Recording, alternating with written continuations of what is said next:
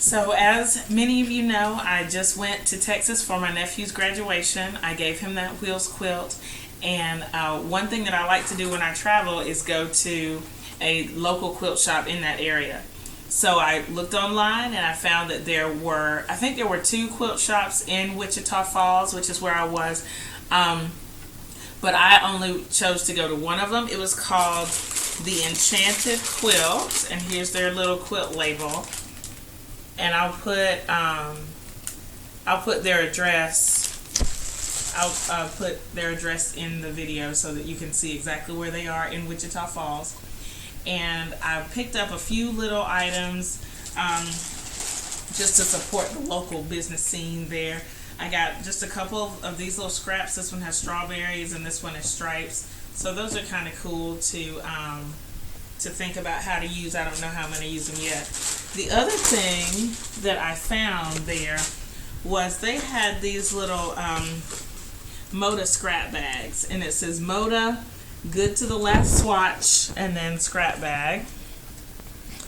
And I picked it up. It was $12.99, and in these you get a variety of different little fabrics and so these are some of the ones I got. They're actually from a line called Plush by Moda. And so you can see the different fabrics. These are actually jelly roll strips. So they're 2.5 inches.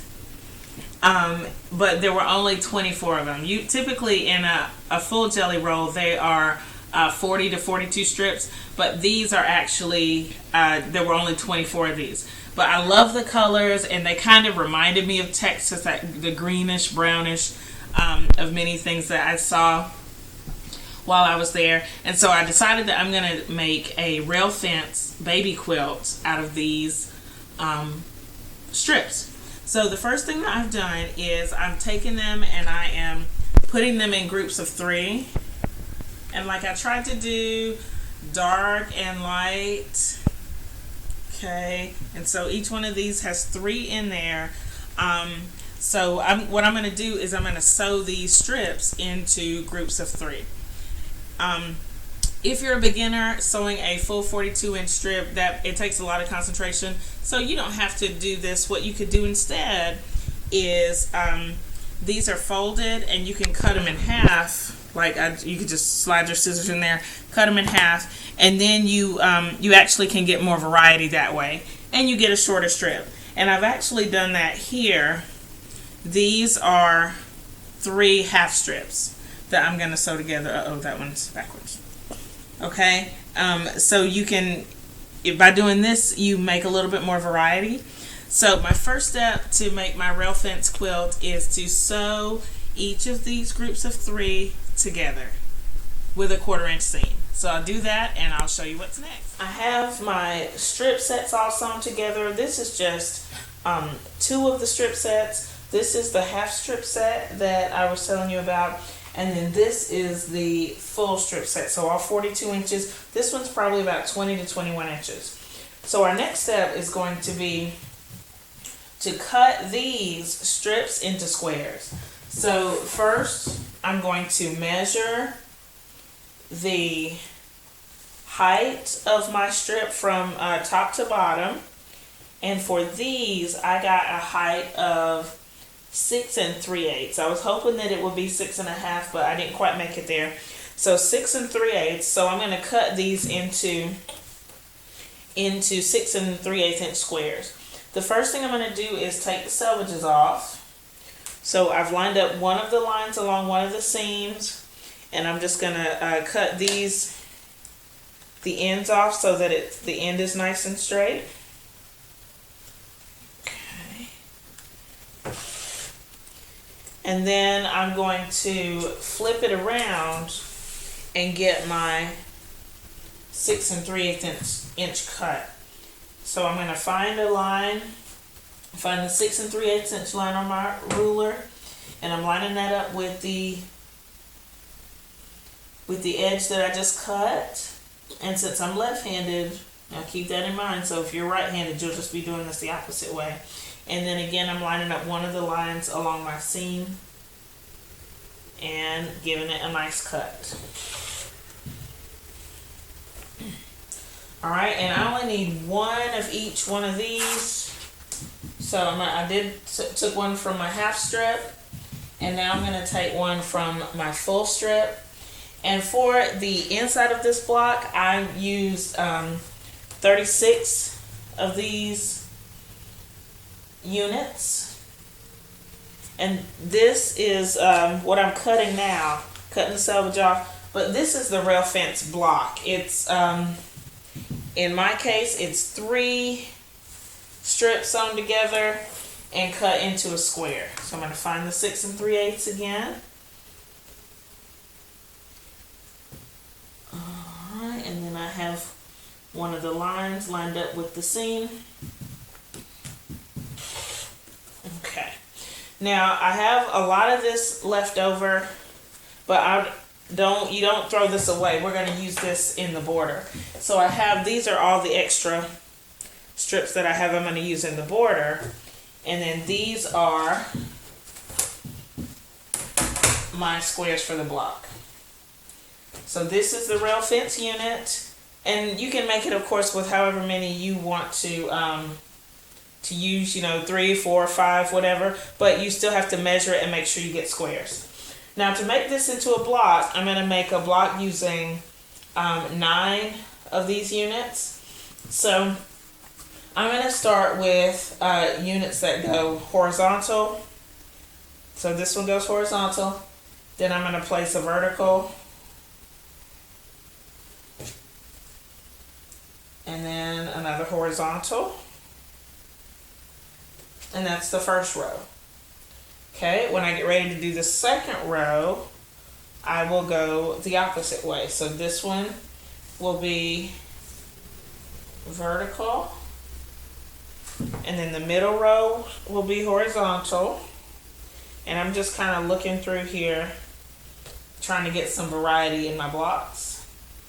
And then vertical.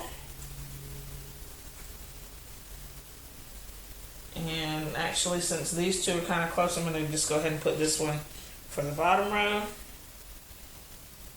But it really doesn't matter on this. It's really cool because the fabrics are all coordinated. So it really doesn't matter what I put where. Okay. Let me see what I can do, because these blocks all look exactly the same. So, see, this one is horizontal, vertical, and then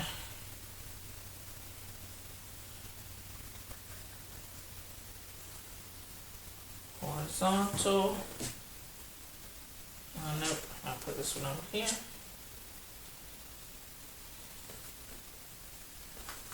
And for horizontal there.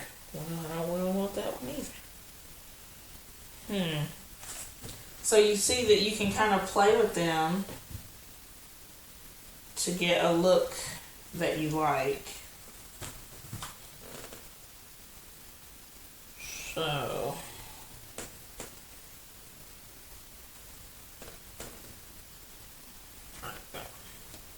okay. So this is a row, this is one block. And so what I'll do is I will sew all of this together, and I'm going to press towards the vertical blocks. So I'll put this together and then I'll come back on camera and show you what it looks like. Here is the completed block that I've done. You see that I have these horizontal, vertical, horizontal, and then the second row is the opposite, and the third row is like the beginning. I'm going to move this over just a little bit so that I can put another block next to it. And what I've done is I've put a pin in the top left corner to make sure that I have it oriented the correct way. I have tried to press my seams toward the vertical rows. So if you look here, you can see that these seams are in, and then on the other block Uh-oh, this one's not right. These should be, this is actually going the wrong way, which is fine, because I can just give it a quarter turn. Okay, so this could prove, number one, since these are oriented the same way, they can't be beside each other.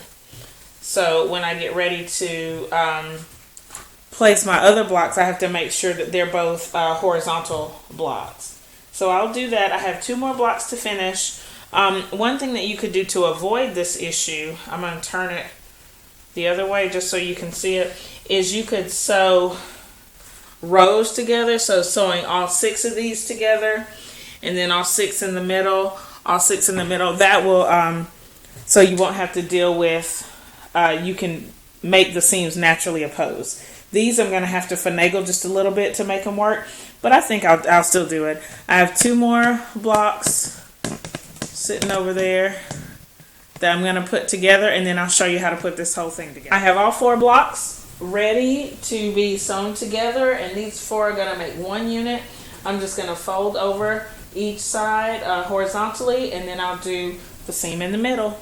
So here the blocks are sewn together into a, this is a 35 7/8 inch square quilt top. Now what I want to do to make it just a little bit bigger is add some borders. So this is some other fabric that I had, and what I've done is just cut 4 lengths of this fabric, and I'm going to place it around as borders. And then after I sew these on, I'm going to put another special type of border on this quilt.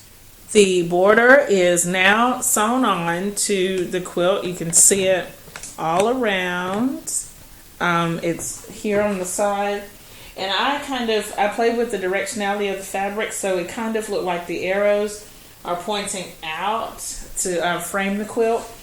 The only thing that I have left to do, I think, I may decide to put 2 additional borders on this quilt, but I have, these are the leftover strip sets, and what I've done is I've cut them down into 2.5 inch little sets, and I'm going to sew them together first into a long strip, and then sew them along the edge of the quilt to create a second border. And then after that point, I'll decide if I want to do another stop type border, but I'll get this step done first. Here is the finished quilt top. You can see the rail fence design here in the center, and I've actually put 3 borders on. The solid fabric border, then here are the piano keys, and another solid fabric border. This project could really be done in a weekend. It took me a little bit longer because I just spent a small amount of time on it each day. But you really could, if you have your materials ready and time that you can just quilt, you could probably do this in a weekend, maybe even a day if you're fast. I'm going to use this same fabric for the binding. I actually have enough that I can bind as well. And I have this fabric that I got from a fabric store in Mobile, Alabama called Ellie's or Ely's Quilt Shop, and I'll put some information below. And so this is going to be the backing fabric. I'm going to make up my own batting. I have tons of scraps of batting that I'm just going to sew together to make a batting for this quilt, so I won't have to purchase anything else. If you have any questions about this quilt, please leave them below. Super simple project, fun project that can really add a lot to your quilting vocabulary. Thank you so much for watching. Again, leave questions below, thumbs up the video, and I will see you next time. Bye!